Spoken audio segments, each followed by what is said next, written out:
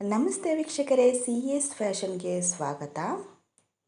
ಗರಿ ಗರಿಯಾದ ಅಕ್ಕಿ ಹಪ್ಪಳ ತುಂಬ ನೋಡಿ ಸಾಫ್ಟಾಗಿ ಕೂಡ ಇದೆ, ಗರಿ ಗರಿಯಾಗಿ ಕೂಡ.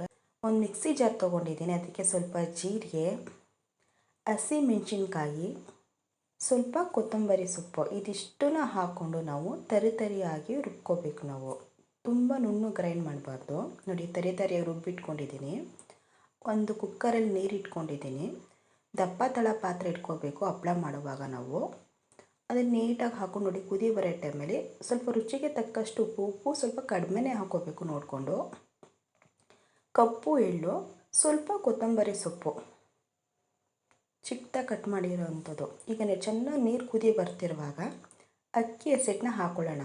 ಇದಕ್ಕೆ 1 kg ಅಕ್ಕಿಗೆ 1/4 kg ಸಬ್ಬಕ್ಕಿ ಹಾಕ್ಕೊಂಡು ನೈಸಿಗೆ ಬಿಡಿಸಿಟ್ಕೊಂಡಿರೋ ಅಕ್ಕಿ ಚೆನ್ನಾಗಿ ತಿರ್ದ್ಬಿಟ್ಟು ಒಂದು 2 ನಿಮಿಷ ನೀಟಾಗಿ ಬೇಯಿಸ್ಕೋಬೇಕು. ಹಿಟ್ಟನ್ನು ಬೆಂದಾಗಿದೆ ನೋಡಿ. ಒಂದು ಪ್ಲೇಟ್ ತಟ್ಟೆಗೆ ಹಾಕ್ಕೊಂಡು ನೋಡಿ, ಒಂದು ಸೌಟು ಸಹಾಯದಿಂದ ಹಿಟ್ಟು ಬಿಸಿ ಇರುತ್ತೆ, ಚೆನ್ನಾಗಿ ಸಾಫ್ಟ್ ಮಾಡ್ಕೋಬೇಕು.